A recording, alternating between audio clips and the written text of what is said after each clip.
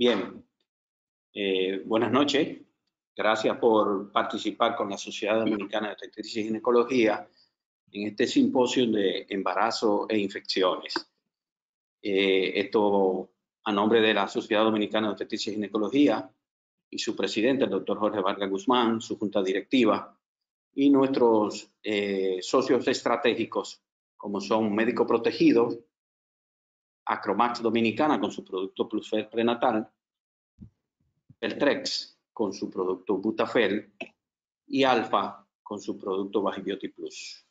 Y bueno, recordarle a los ginecólogos que en estos tiempos de COVID, agentes de Médico Protegido, que son unos socios estratégicos nuestros, han propuesto dar de inicio 2 meses gratuitos de un seguro de responsabilidad civil para cualquier situación que se nos presente como ginecólogo en este tiempo de pandemia. Entonces, los primeros 2 meses van gratis por Médico Protegido y eso es bueno que nuestros asociados lo sepan.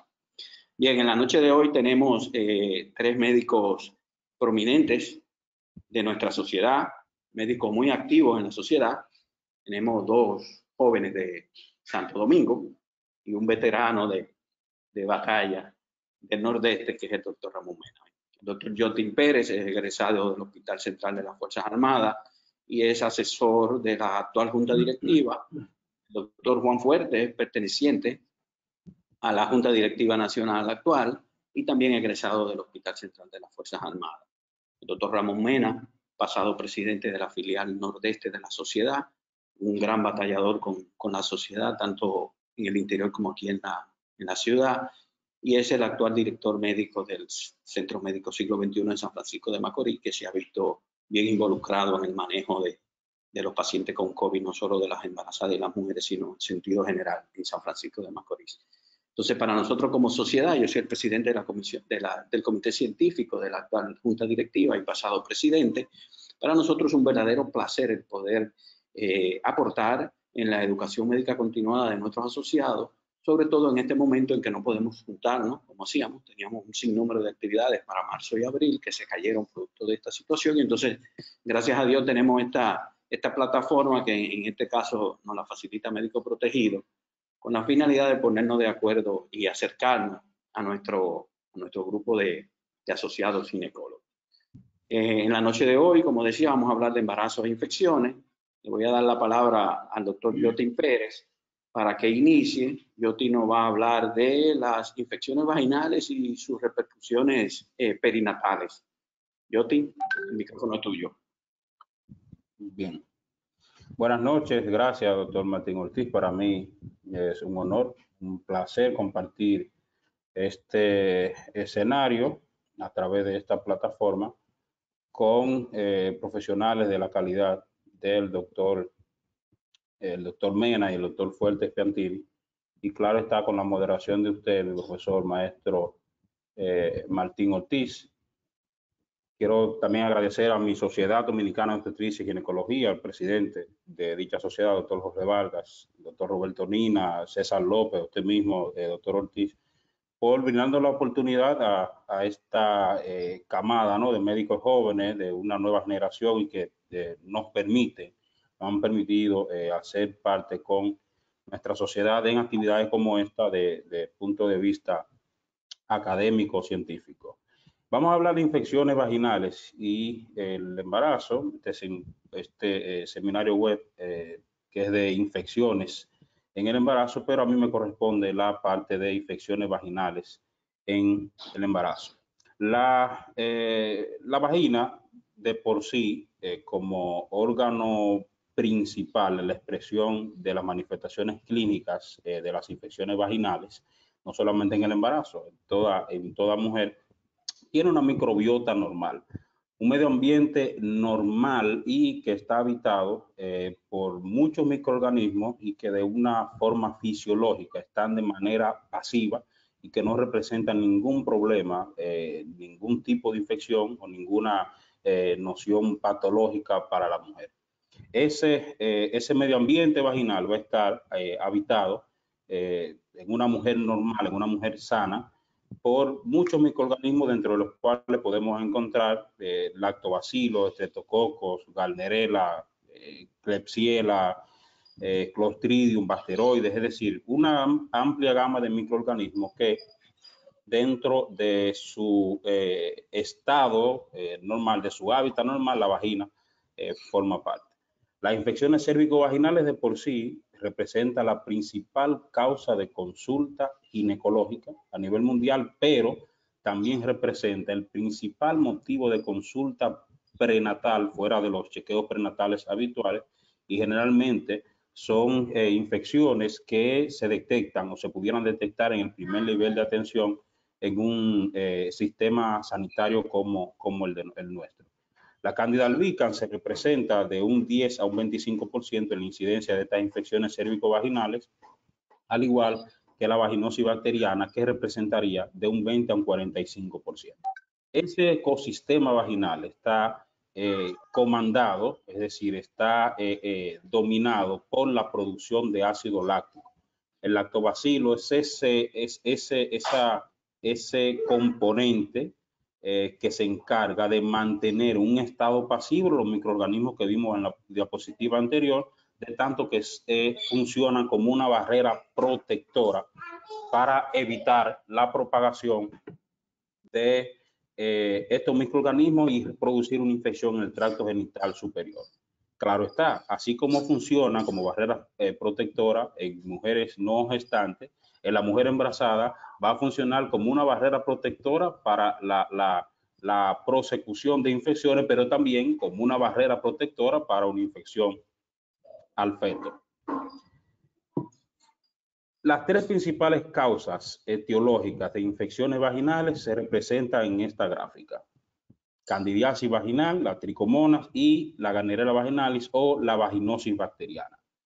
¿Qué pasa con la Candida albicans? La Candida albicans nos pudiera dar una vaginitis, ya que habita normalmente en la vagina y por lo tanto un desequilibrio en el pH vaginal y una disminución en el lactobacilo pudiera hacer que prolifere la cándida, principalmente la Candida albicans, y nos dé una sintomatología característica que nos pudiera hacer pensar en un diagnóstico.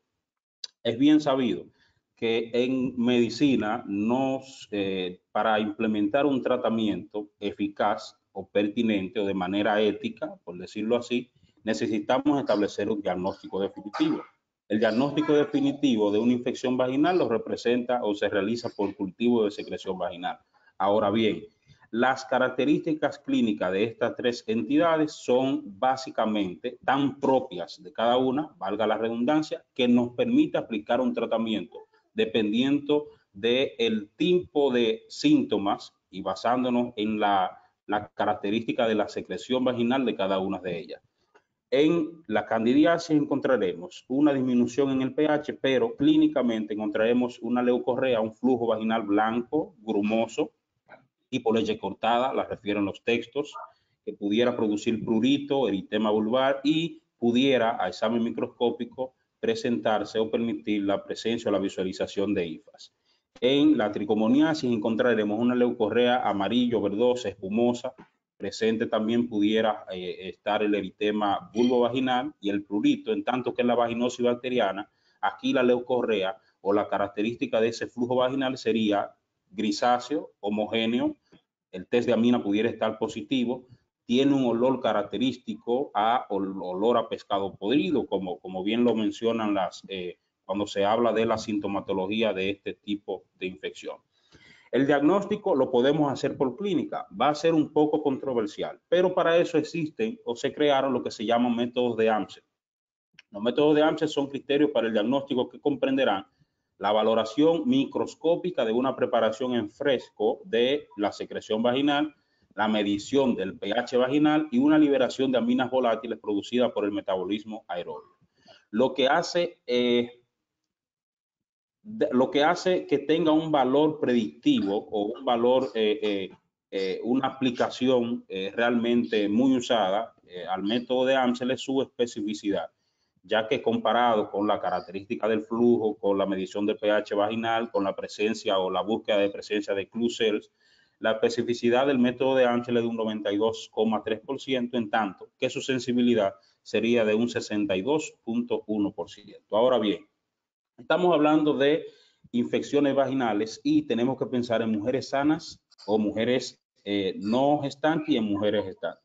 ¿Pudiera ser el embarazo un factor predisponente a infecciones vaginales? La evidencia muestra que sí.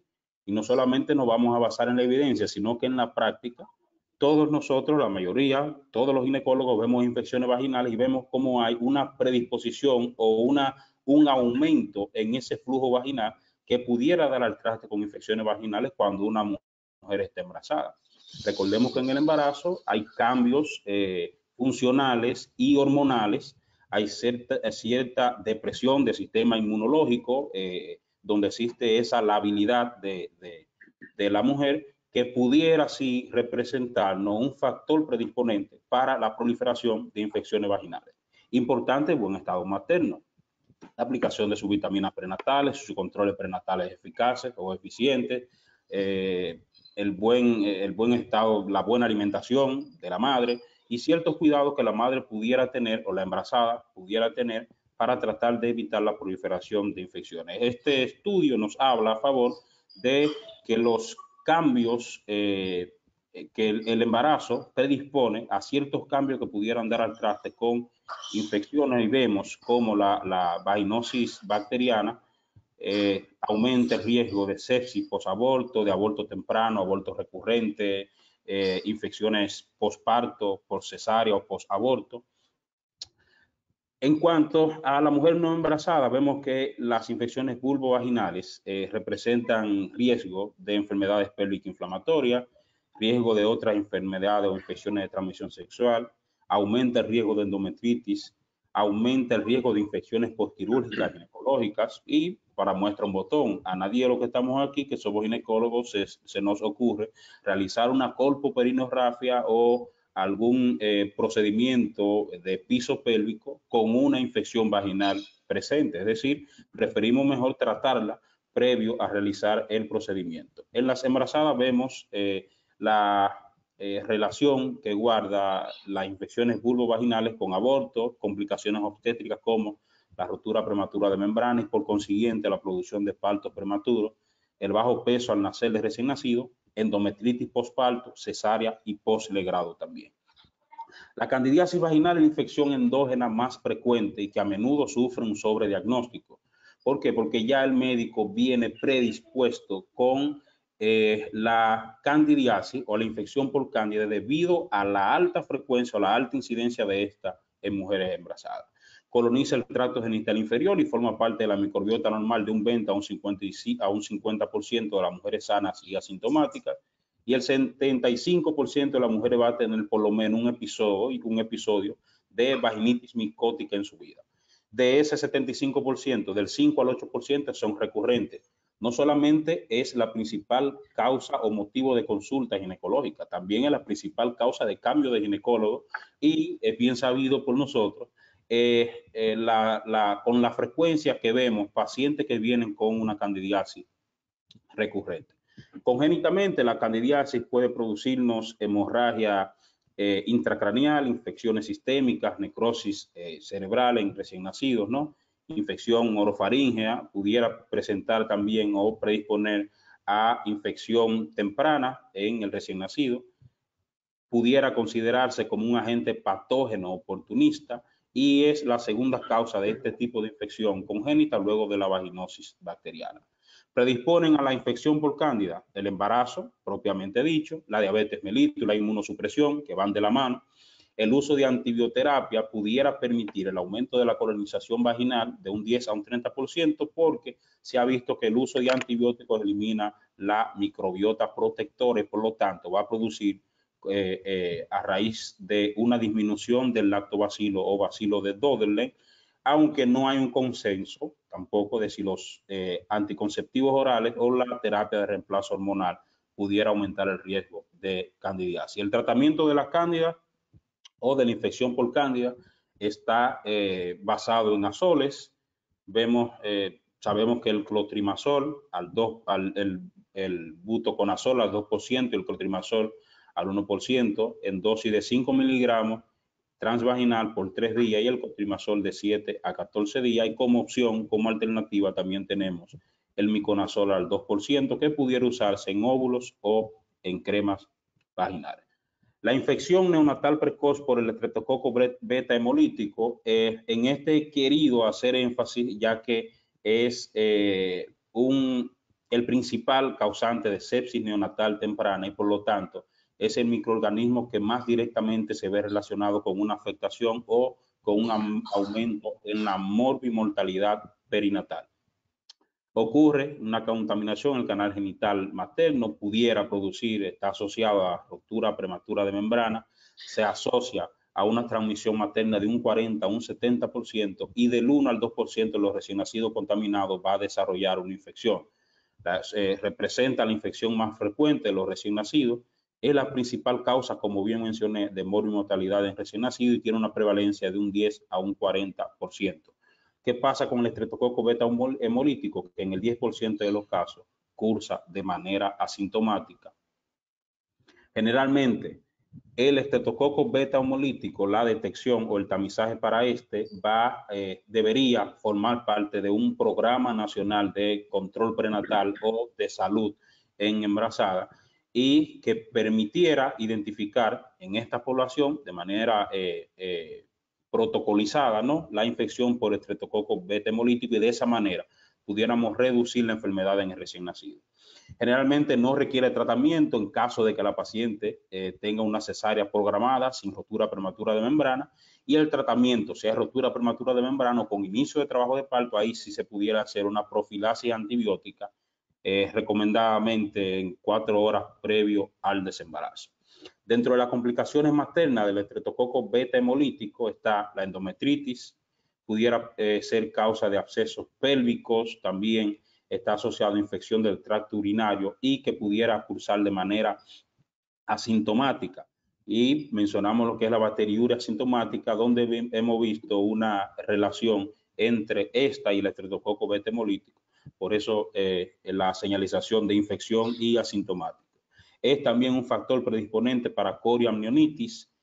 Está asociado, o es el microorganismo que más se asocia a la sepsis puerperal o a sepsis neonatal temprana, pero también se ve que predispone a la sepsis puerperal, produce neumonía y generalmente desarrolla este cuadro en un 48 horas del posparto. Debemos tener en cuenta la detección de la colonización vaginal asintomática por el estreptococo que debe realizarse entre las 34 a 38 semanas de gestación, porque recuerden que un alto porcentaje cursa de manera asintomática. Se detecta o se indica una detección o un cultivo para estreptococo que en una presentación nos preguntaban que de qué manera se tomaba, porque existe la confusión de si la prueba para estreptococo se realiza de manera como se realiza un cultivo habitual, y no, la prueba es diferente. Aquí se va a detectar entonces la detección de vaginosis bacteriana en embarazo, generalmente con antecedente de parto pretérmino. Deberíamos tener en cuenta e identificar el micoplasma vaginal y tratar la vaginosis bacteriana e identificar una ITS con tratamiento de la paciente y, claro, tratar a su pareja o tratar de recomendar el uso de preservativos en su pareja y búsqueda de una relación entre la infección existente y la pareja de la mujer. Tenemos que mencionar, para terminar, que las infecciones vulvovaginales son una causa predisponente que afectan, que están directamente, así mismo como son frecuentes, esa frecuencia está directamente relacionada o es directamente proporcional a la morbimortalidad materna y perinatal.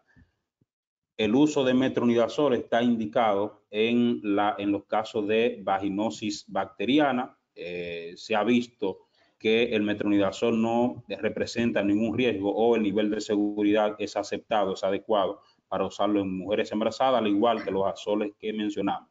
El hecho de detectar el estreptococo beta hemolítico, importante, debería formar parte de una práctica habitual en nuestros chequeos prenatales y de esa manera pudiéramos evitar ciertas morbilidades o ciertas entidades que nos complicarían tanto el embarazo, pero que también irían a reducir la mortalidad perinatal. Muchas gracias. Bien, gracias, Joti. Buenas noches nuevamente. Vamos a seguir con el doctor Juan Fuerte Piantini. que nos va a hablar de las infecciones genitourinarias, sobre todo urinarias, en las embarazadas, que es un gran dolor de cabeza de los ginecólogos por las grandes complicaciones que tenemos con nuestra paciente. Doctor Fuerte Piantini, por favor. Al igual que yo, Tim, doy muchas las gracias por la invitación y por permitirme formar parte de la directiva también de la sociedad. Es un honor realmente para mí estar junto a mis profesores y compañeros también. Bueno, dándole las gracias y pasando de una vez al tema,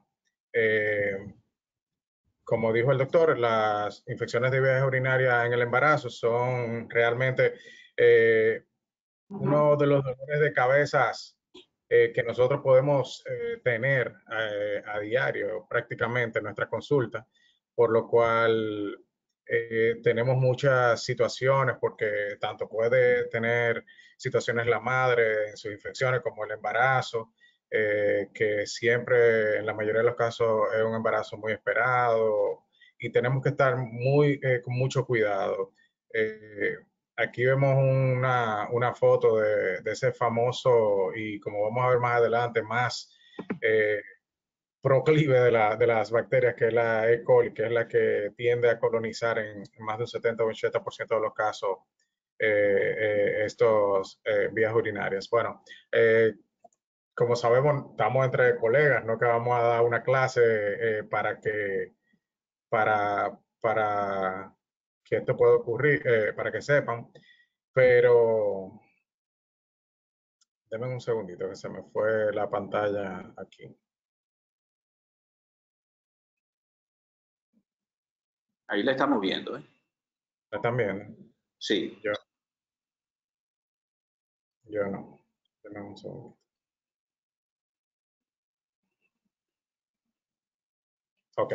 Entonces, la definición, bueno, las vías urinarias no es más que las infecciones que se producen en cualquier parte del aparato genitourinario o urinario, perdón, que sean los riñones, los uréteres, la vejiga y la uretra. En los uréteres casi siempre se va a dar o por infecciones altas como a los riñones o infección en la vejiga, y va a pasar entonces al uréter la parte de la infección.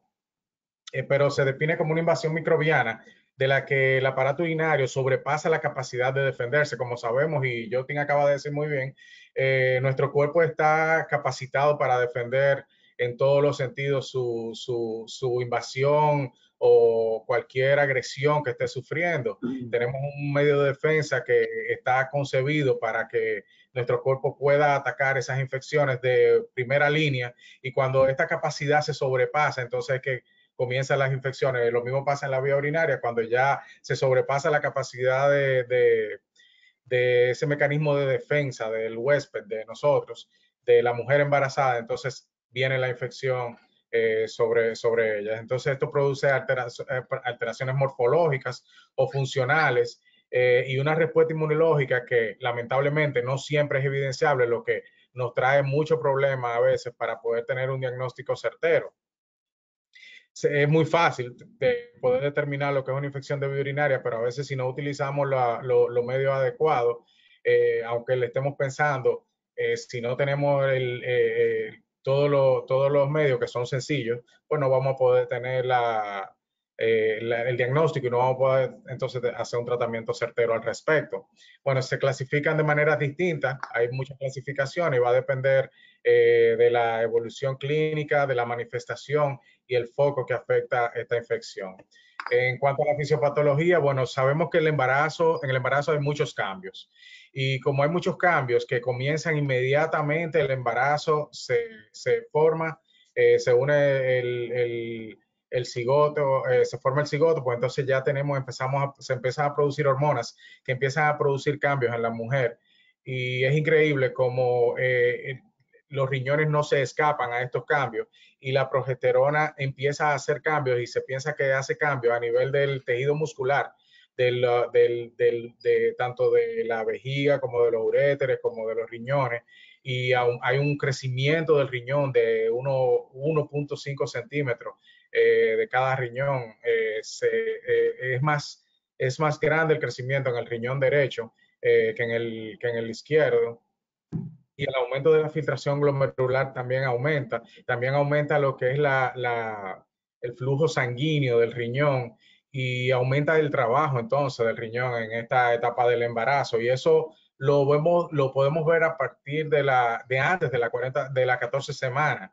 Y se piensa que es por una relajación, como dijimos, muscular, aparte de la progesterona, pero también ya hacia la mitad del embarazo nosotros podemos ver cómo se acentúa esta dilatación por efectos mecánicos, por la compresión que ejerce el útero sobre las vías urinarias, y eso es lo que nosotros vemos a diario, y ese efecto de compresión, entonces, que está también muy agudizado por lo que es la dextrorrotación del útero, lo que hace que siempre hacia la derecha tengamos una quizás mayor dilatación. Si vamos a ver una dilatación, pues vamos a verla casi siempre hacia la derecha con mayor frecuencia.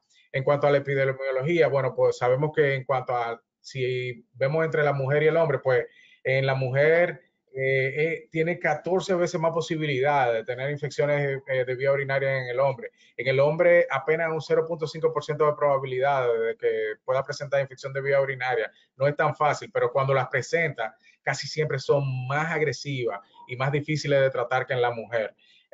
Pero también podemos ver cómo en el hombre a partir de los 50 años, que no es nuestro tema, pero a partir de los 50 años por las situaciones prostáticas que pueden empezar a aparecer, entonces empiezan a aparecer también más frecuentes lo que es la infección de vía urinaria. Pero en la mujer tenemos infecciones de vía urinaria como vemos aquí, entre un 10 y un 30% de la probabilidad de que una mujer a lo largo de su vida tiene al menos una infección de vía urinaria, y hay un 40% de una paciente tenga a recaer con infecciones de vía urinaria, o sea, la que ya le ha dado, pues tiendan a recaer en más de un 40% de los casos en algún momento. También vemos que en el embarazo, sabemos que esto, por la aparición de esos cambios, la recurrencia y la aparición de las infecciones de vía urinaria va a ser mayor por los cambios anatómicos que podemos tener y por también el crecimiento del útero, como ya vimos. Y según la Organización Mundial de la Salud, el uso y el abuso de los antibióticos también está causando demasiado resistencia bacteriana, lo que nos está dejando sin herramientas. Y todavía eso es algo tan delicado porque con las embarazadas ya de por sí no tenemos tantas herramientas para trabajar como una paciente no embarazada o un hombre, que podemos usar muchos medicamentos que están dentro de lo que es un urocultivo, un antibiograma, y en la mujer embarazada a veces tenemos un antibiograma y decimos, ¿qué vamos a hacer con esta paciente? Que muchas veces ni siquiera lleva un ingreso y tú no tienes cómo manejarlo si no es por medio de un ingreso y medicamentos que tú le tienes que poner en endovenoso. Consecuencias de la infección de vía urinaria: la baja laboral es una de ellas. El paciente tiene fiebre, tiene dolor, no puede ir al trabajo. Las amenazas de parto pretérmino, vemos como también Jotin habló de las infecciones vaginales, aumenta lo que es la probabilidad de amenaza de parto pretérmino, rotura prematura de las membranas, las infecciones y la muerte neonatal también. En cuanto a las modalidades más comunes que podemos ver en embarazo, son la bacteriuria asintomática, que para mí es una de las cosas más importantes, que podamos saber que no siempre la paciente va a dar sintomatología, pero que si le estamos dando un seguimiento correcto y si la paciente tiene una predisposición, debemos de estar al tanto de nuestra paciente. ¿Cómo se define la bacteriuria asintomática? Es prácticamente lo mismo que la pielonefritis, pero sin síntomas. Es una presencia de más de 100.000 unidades formadas de colonia en un cultivo de un microorganismo en los cultivos, y dice que debe de darse en más de una toma, por lo menos en 2 urocultivos con 24 horas o más de diferencia, para uno poder hablar sobre una bacteriuria asintomática, porque no tenemos una paciente con sintomatología, pero por los exámenes que le estamos haciendo de manera rutinaria o por alguna sospecha que usted tiene, por alguna predisposición, se lo mandó a hacer, entonces debe de darle seguimiento de este tipo. En cuanto a la pielonefritis, vamos a tener ya inflamación del parénquima renal, de las estructuras adyacentes, de la pelvis, locales renales, y un origen infeccioso con intenso infiltrado polimorfonuclear. Bien, Entonces, el diagnóstico muy sencillo, examen de orina y urocultivo. Básicamente, con esto nosotros podemos resolver. Pero nunca dejemos, si estamos pensando en una infección de urinaria, nunca dejemos de hacer el urocultivo conjuntamente con el examen de orina. Porque muchas veces hemos visto en nuestra consulta que tenemos un examen de orina normal, pero un urocultivo positivo. Y de la misma manera vemos un urocultivo negativo, pero vemos un examen de orina que nos está reflejando que puede haber alguna bacteriuria o algo que debemos de ver. ¿Qué debemos de ver en la orina? Bueno, debemos de ver la presencia de glóbulos rojos, presencia de glóbulos blancos, los nitritos. En el urocultivo, como dijimos, si hay unas colonias de uropatógenos por encima de 10.000, que a veces decimos, eso fue una contaminación, pero estaba hablando de una bacteriuria. Entonces tenemos que tener cuidado de no desechar esa paciente, obtener un cultivo después de un tratamiento. Si hacemos un tratamiento, debemos de confirmar. La PCR, ¿en qué caso nos sirve? Bueno, cuando tenemos una pielonefritis, podemos descartar si realmente es una pielonefritis o es una causa, otra causa bacteriana, de bacteriuria, lo que está sucediendo aquí. En cuanto a las imágenes, muchas veces tenemos que utilizar lo que es la parte de la sonografía para ver si hay alguna obstrucción o dilatación mecánica, ya sea por el crecimiento del útero o por la litiasis. En cuanto al hemograma, muchas veces no vamos a ver muchos cambios, al menos que la infección, la pielonefritis sea muy ya esté más complicada o sea muy agresiva y no esté respondiendo a los tratamientos que estamos dando. En las mujeres con bacteriuria, con infección urinaria o con historia de pielonefritis dentro del embarazo o fuera del embarazo, debemos de hacer un cultivo mensualmente, que yo sé que muchos quizás se nos pasa ese dato.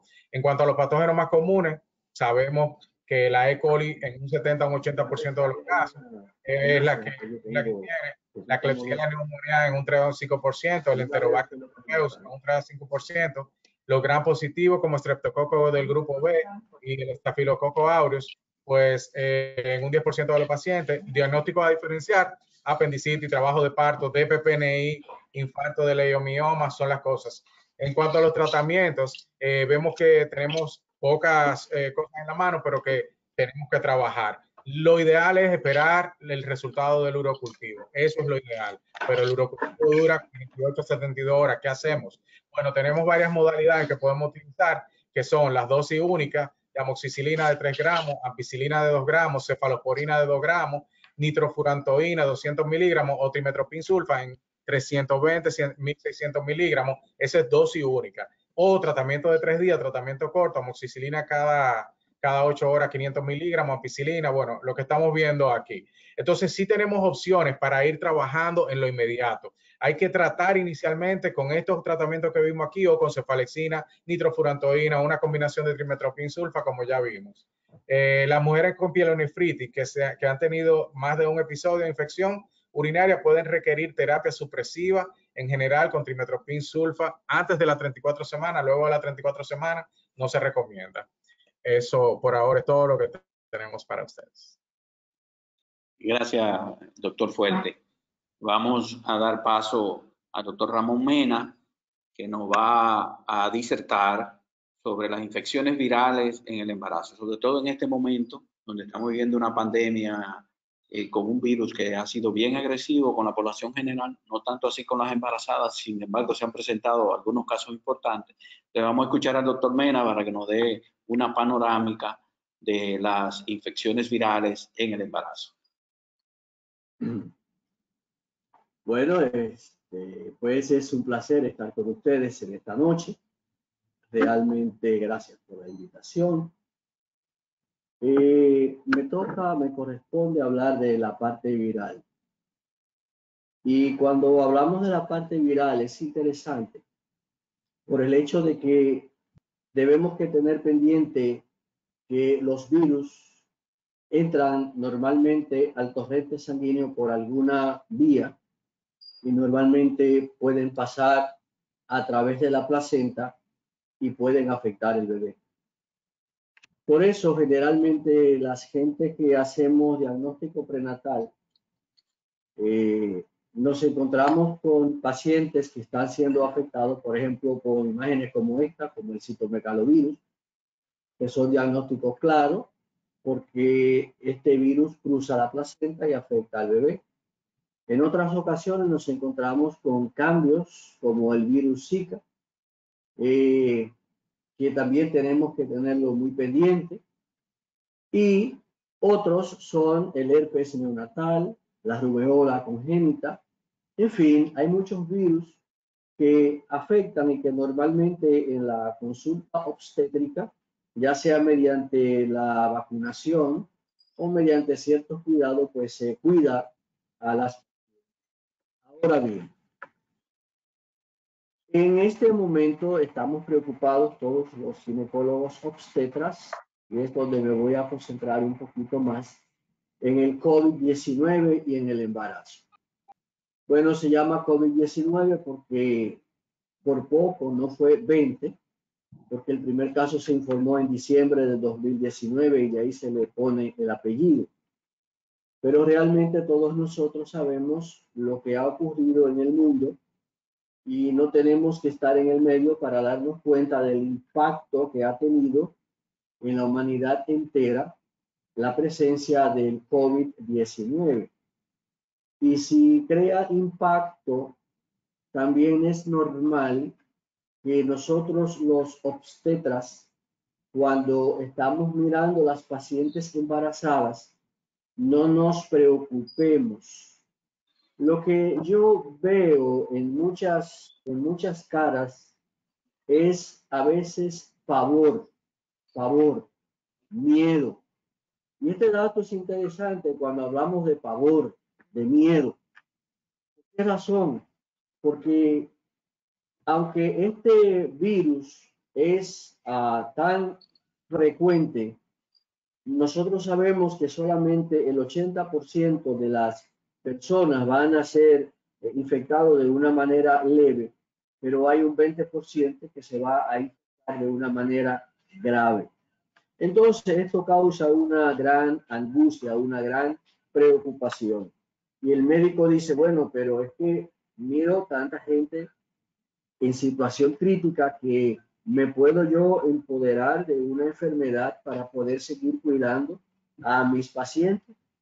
Pues fíjense, en el caso de nosotros como institución, a partir del 10 de marzo hasta la fecha, hemos manejado esta cifra es hasta el 10 hasta el 17 de mayo. O sea, abarca el tiempo del 10 de marzo al 17 de mayo. Y ahí hemos manejado, hospitalizado 176 pacientes. Y por la emergencia, como se puede ver acá abajo, hay un numerito que dice 418 casos. Esos son los que se manejan ambulatorio y 176 personas que han meritado hospitalización. Bueno, de esto el 84% ha sido egresado hacia su casa y tenemos son 21 casos que fallecieron, 2 en la emergencia y 19 en sala. Y aquí vemos que actualmente teníamos para ese día 8 pacientes ingresados. Esto es para que ustedes vean cómo nosotros manejamos esto. Ahora, ¿qué importancia tiene esto? Primero que tenemos que tener pendiente que inicialmente hablamos de una neumonía adquirida en la comunidad. Nosotros sabemos el impacto que, por ejemplo, un virus como la influenza puede tener en una paciente embarazada. Y de hecho, por protocolo se vacunan todas las pacientes contra la influenza. Pero observemos ustedes que este tipo de coronavirus tiene otros primos que venían antes de él. Y dentro de eso, por ejemplo, tenemos el SARS-CoV-2 o síndrome respiratorio agudo y el MERS, que es el síndrome respiratorio del Medio Oriente. Y es interesante que cuando nosotros, parece que hice algo malo, se fue la pantalla, se me fue la. Ok, perfecto. Es importante que nosotros observemos un dato acá. Otra vez vuelve y me pasa lo mismo.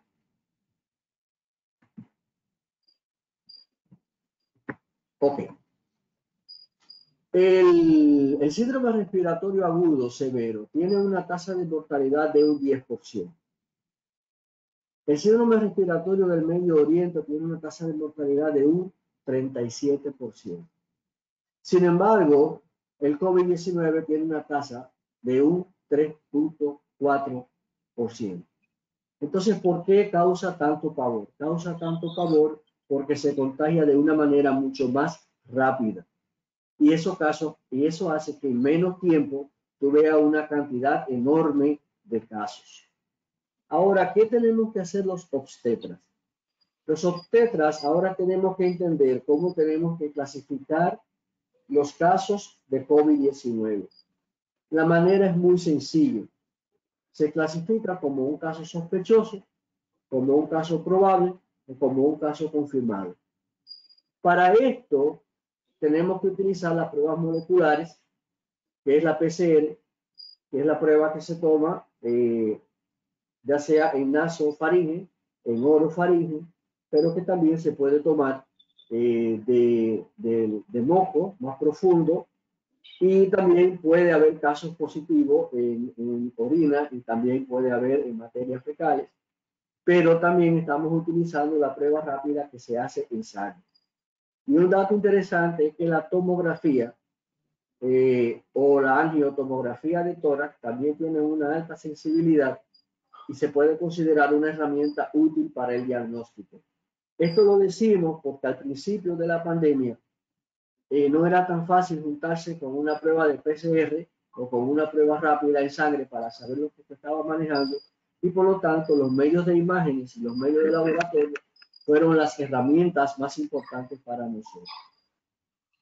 Bueno, la primera cosa que nosotros tenemos que tener pendiente en cuanto al tratamiento es cuál es el lugar donde debe estar esa persona. ¿Qué lugar? Bueno, los casos sospechosos y probables deben tratarse de una manera conservadora. Los casos positivos deben tratarse en sala de aislamiento de presión negativa en una UCI, en una unidad de cuidados intensivos. Y las salas de operaciones y de aislamiento neonatal deben ser también a presión negativa, y el personal debe usar los equipos de protección personal, como son la mascarilla, las hojas protectoras, el protector facial, la bata quirúrgica y guantes. Me detengo un momentito aquí en esto, porque observamos ahora el componente. Esta persona, si es sospechoso, la puedo manejar de una manera, pero si el caso es positivo, entonces lo vamos a manejar de otra manera. Y observemos que aquí en la parte final de la diapositiva habla de la protección, de la seguridad que tenemos que tener al tratar estos casos. ¿Por qué razón? Porque las embarazadas con una presentación clínica leve pueden requerir ingreso a hospital y se puede también considerar el confinamiento en su hogar, siempre y cuando garanticemos la monitorización en su casa. Este es un dato interesante porque en nuestro país ese proceso se hace junto con el Ministerio de Salud Pública. Y este es uno de las cosas que a veces hemos tenido más dificultades, porque a veces seguimos pensando solamente como médicos. Y en este tipo de situaciones también tenemos que pensar como epidemiólogos. Entonces, ¿cuál es el peligro? El peligro es que una persona, si tiene pocos síntomas y tiene condiciones en su casa, bueno, retomo, está positivo, tiene pocos síntomas, se puede manejar en su casa, sí, pero esa persona tiene que estar aislada en su casa, tiene que tener condiciones para estar realmente aislada, y el aislamiento es precisamente para prevenir que esa persona se transforme en un foco y que siga infectando a otras personas, es para pararlo. De tal manera que cuando se va a dar aislamiento en la casa de la persona, aunque el médico tratante tiene el pensamiento en su paciente y mantiene la comunicación con el paciente, el Ministerio de Salud Pública también tiene que hacer la visita periódica a ver si realmente esa persona tiene las condiciones en su casa para permanecer aislado. Si no hay una sala de aislamiento de presión negativa, este es el caso del paciente, de la paciente embarazada que ahora se tiene que quedar hospitalizada.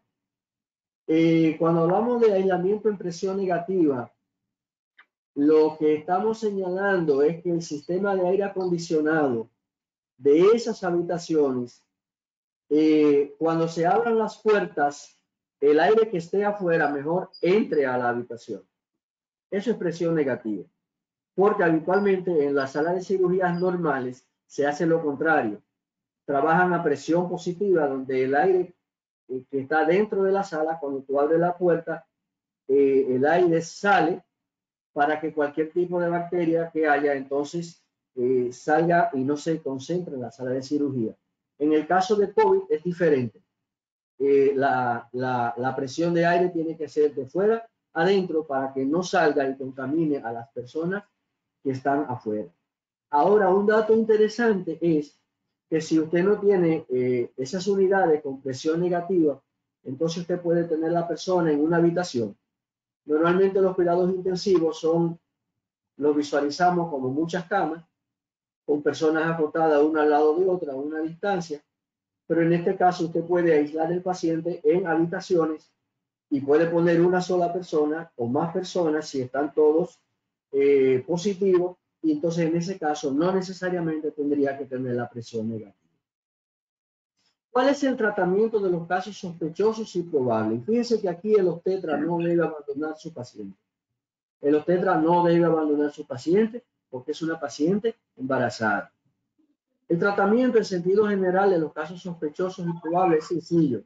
Consiste en mantener el equilibrio hidroelectrolítico y una medicación sintomática como antipiréticos. Si la paciente tiene síntomas diarreicos, pues manejarle y tener una vigilancia. Las consultas se pueden dar cada 2 semanas hasta que tenga 2 resultados negativos consecutivos. A partir de ese momento se puede entonces prolongar la visita. La vigilancia materna, entonces lo que hay que tener cuidado son con los signos y síntomas y tener siempre cuidado con la saturación de oxígeno. Es importante tener un hemograma completo para ver cómo están los glóbulos rojos, los glóbulos blancos, tener en cuenta la función renal, hepática y las pruebas de coagulación. Me detuve a propósito. Siempre hay que tener pendiente esto, porque la paciente se te puede estar complicando, porque aunque inicialmente se pensaba que el COVID era un problema de pulmón, realmente ya en la fisiología de la fisiopatología sabemos que es un problema sistémico. Y en cuanto al bebé, entonces es importante al bebé hacerle cardiotocograma, la evaluación del crecimiento fetal y el volumen del líquido amniótico, y es útil el Doppler de la arteria umbilical según necesidad. Cuando la paciente es un caso confirmado,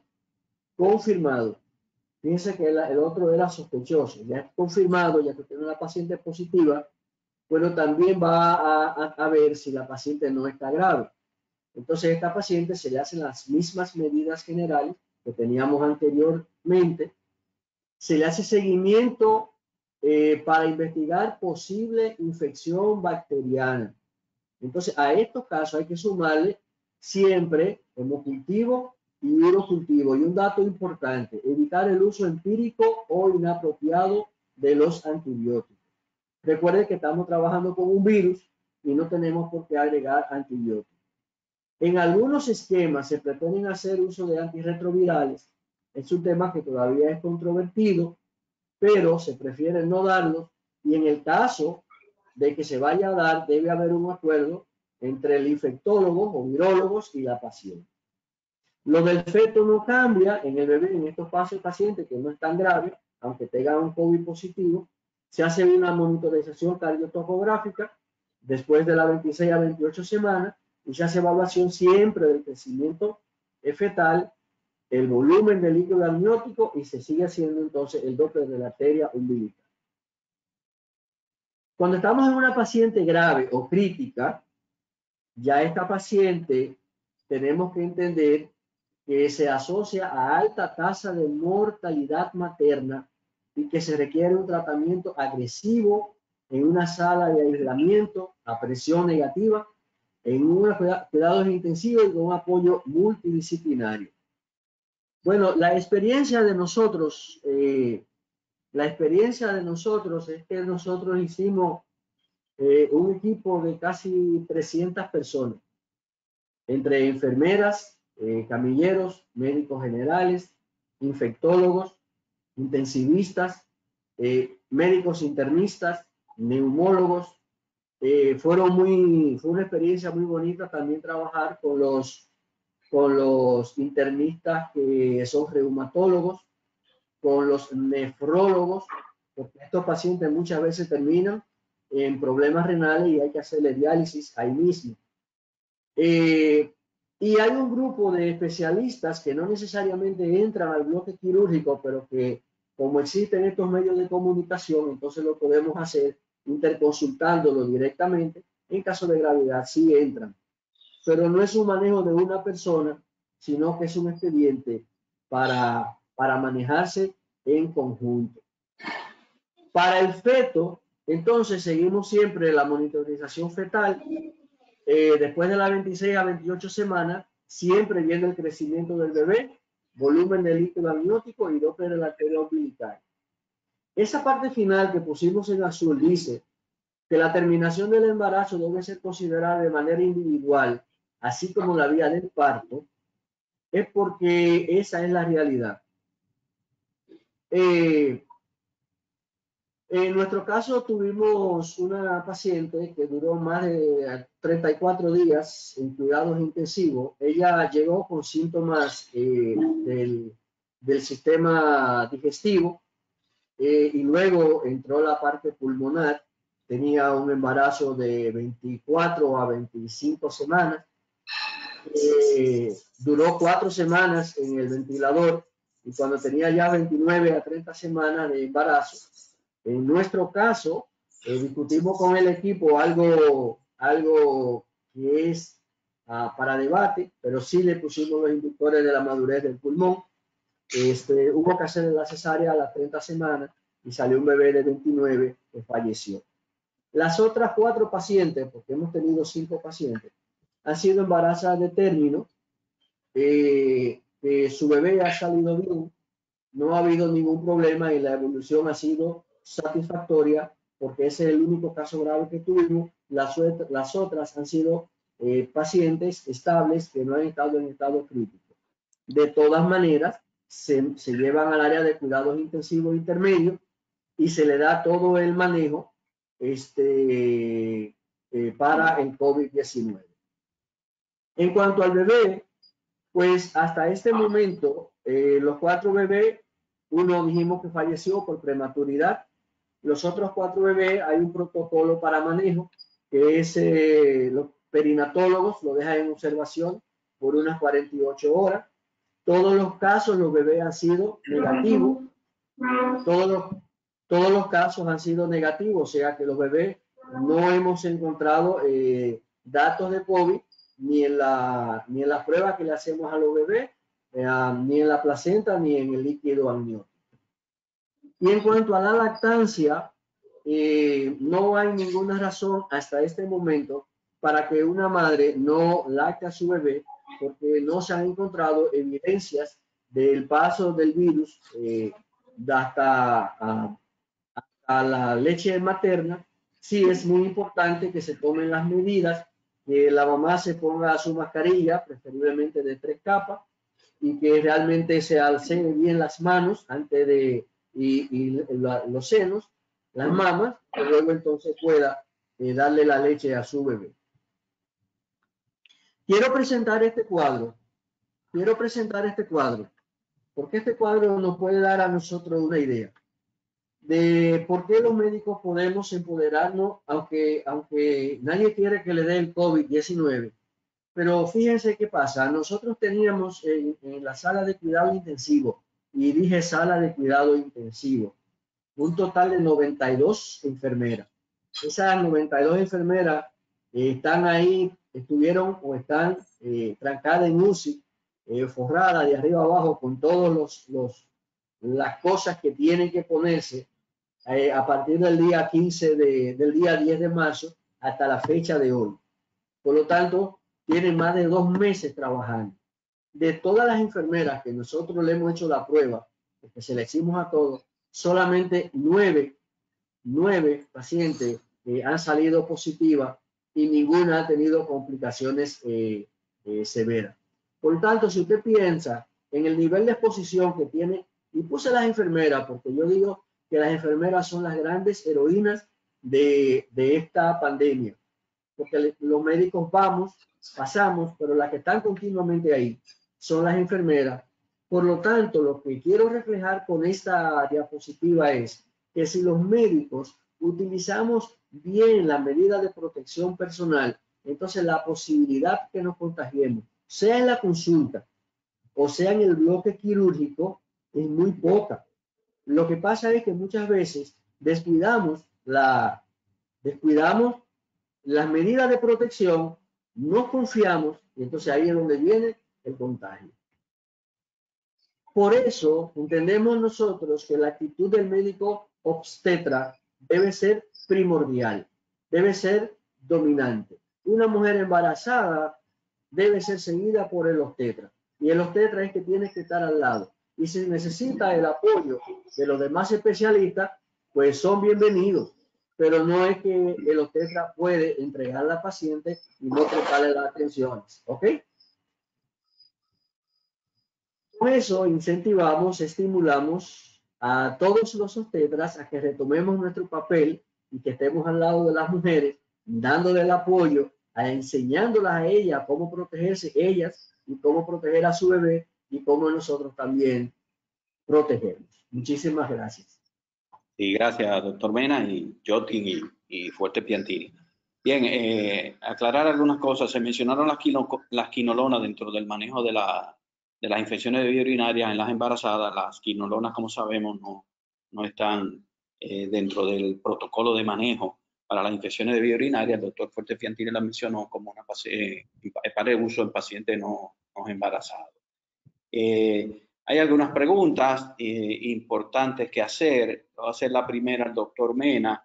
El doctor Mena en un momento habló de que no había la necesidad del uso de antibióticos, y sin embargo se ha mencionado mucho, y hay algunos estudios que así lo avalan, el uso de la acitromicina. ¿Qué le parece a usted, doctor Mena? Una pregunta del doctor Luis Bandera, pasado presidente de la... Y amigo mío, a quien yo quiero mucho y respeto mucho. Sí, dentro del protocolo de manejo del COVID está la acitromicina para COVID. Cuando hablaba de no uso de antibióticos, me refería a cuando se está pensando en una enfermedad bacteriana sobreagregada. Si usted lo está pensando, usted tiene que demostrarla primero. Entonces, la acitromicina se usa en el protocolo de manejo de COVID, pero es bueno no poner antibióticos pensando en una infección bacteriana sobreagregada si usted no tiene el cultivo o lo que le justifique el utilizar ese antibiótico. Perfecto, gracias, doctor. Jotin, ¿hay un hisopo especial para la toma del cultivo para el estreptococo o utilizamos el hisopo normal? No. ¿Y cómo se toma la muestra? O sea, es un hisopo especial. La muestra se pudiera tomar tanto de vía vaginal, de vía rectal, o inclusive se puede tomar inclusive del meato urinario, tratando de buscar la presencia de este. Es un hisopo especial. Bueno, no especial, sino que es diferente al que con el que realizamos habitualmente, sí. Perfecto. En ese mismo sentido, Jotin, ¿se puede indicar antibioterapia profiláctica para el estreptococo del grupo beta? Y en caso de que un paciente sea alérgico, ¿qué usamos? Bien, claro. Es decir, el hecho de administrar antibióticos es una profilaxis, porque independientemente de que tengamos un cultivo positivo o no, lo que estamos buscando básicamente es evitar la infección en el recién nacido.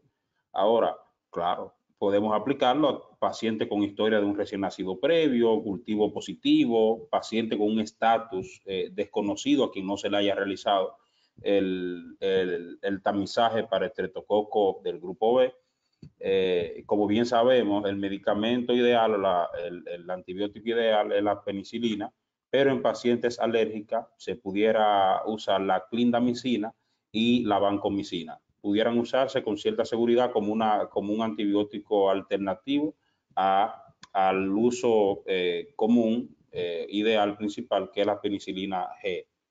mesatílica. Perfecto, gracias. Una pregunta, hay algunas preguntas más, vamos a ver.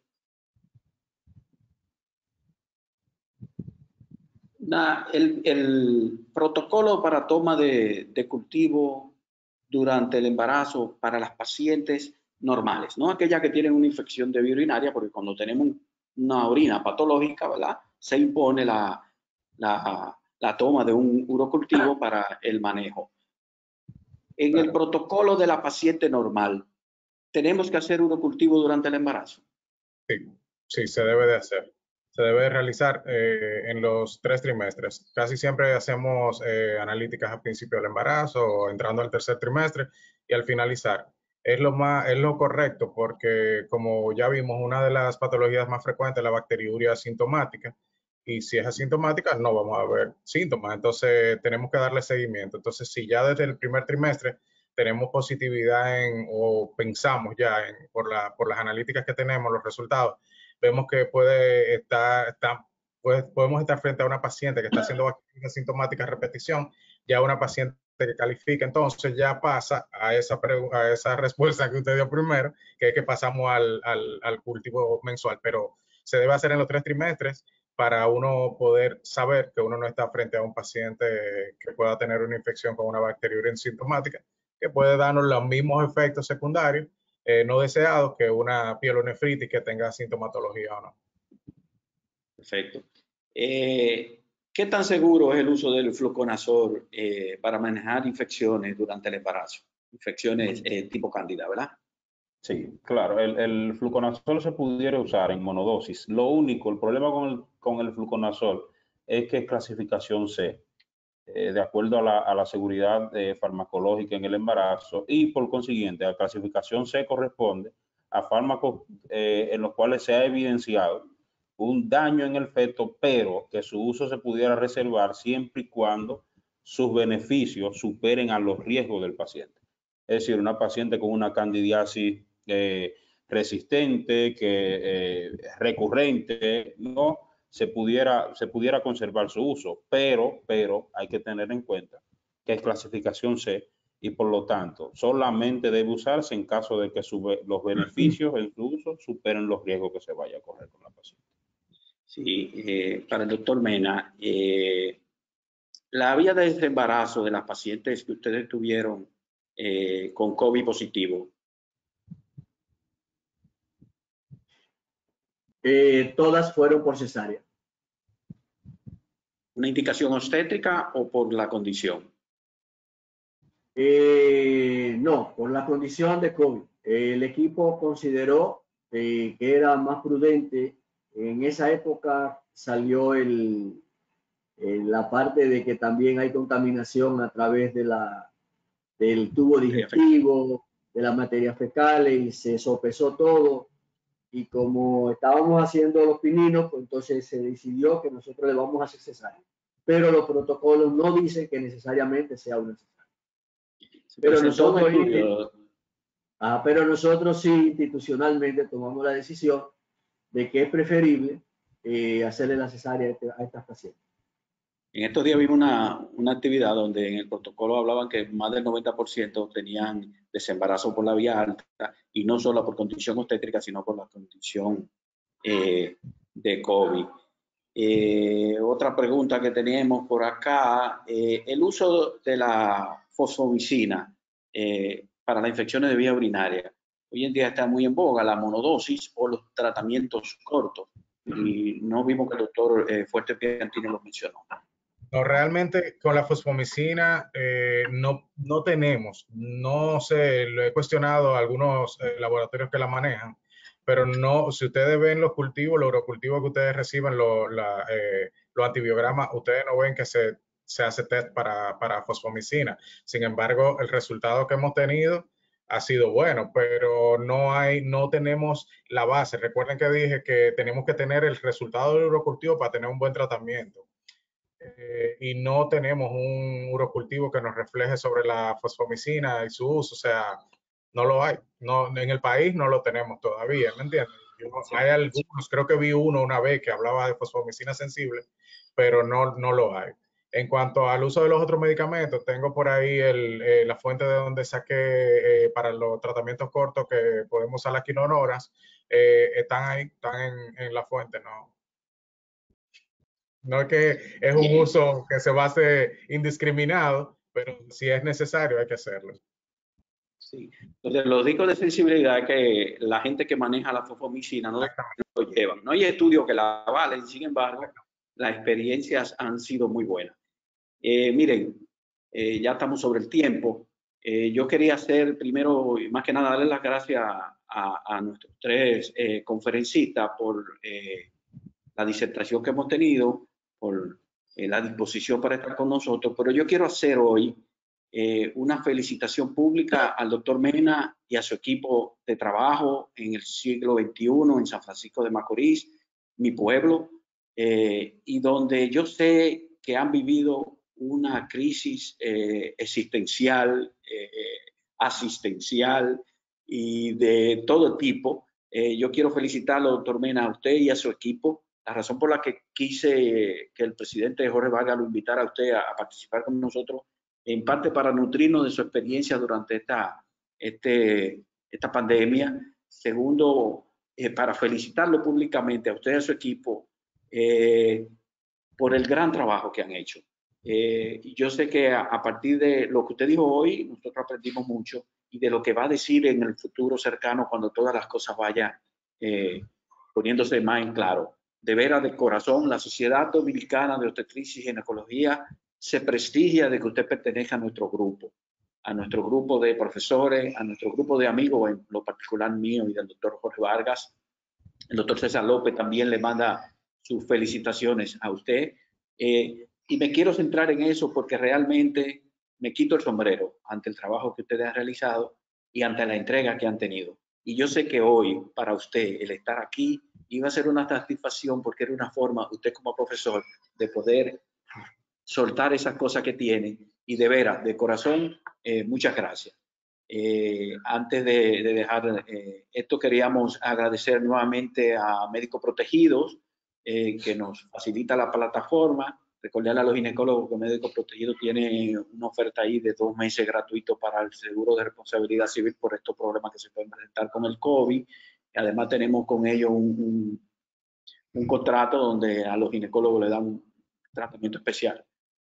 A los laboratorios Acromax con su producto Prufer prenatal, como yo te decía, la embarazada tiene que estar en buenas condiciones de nutrición para poder enfrentar las cosas que se presentan en el embarazo.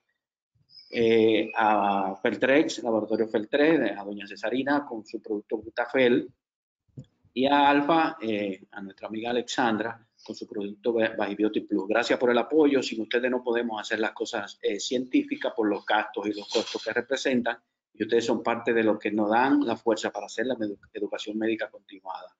Yo pienso que si el doctor Mena tenía alguna otra cosa que aportar o decir, darle la palabra para entonces despedirnos. Y gracias a toda esa audiencia que tuvimos en el día de hoy, que yo sé que van a estar satisfechos con lo que se ha adquirido aquí. Bueno, sí, muchas gracias por tus palabras. Uno se siente bien cuando la gente le da cariño. Entonces, por eso es bueno que uno siempre se acostumbre a dar cariño. Y son bien recibidas las palabras tuyas de Jorge y también de César y de todo el equipo que está dirigiendo nuestra sociedad. Quiero señalar, como tú dijiste, que el trabajo que hemos hecho es un trabajo de un equipo grande de casi 300 personas, porque para hacer las rotaciones en cuidados intensivos, hacer las rotaciones en cuidados intermedios, en piso, la limpieza, los camilleros, los médicos, el que cocina, es un esfuerzo. Cuando mucha gente salió corriendo, entonces tuve un grupo de personas que antepone a su miedo, porque todos teníamos miedo, enfrentándote a algo que tú no conocías, pero anteponemos al miedo, pues el deseo de servir y de hacer las cosas lo mejor que uno pueda en cuanto a las circunstancias. Así que muchísimas gracias. Muchísimas gracias. Gracias a ustedes. También queremos agradecer al doctor Jorge Vargas, presidente de la sociedad, por facilitarnos el hacer este webinar para todos nuestros médicos asociados con la sociedad. Señores, muchísimas gracias, buenas noches y ya nos veremos en otra oportunidad. Gracias. Buenas noches. Buenas noches. Buenas noches. Buenas.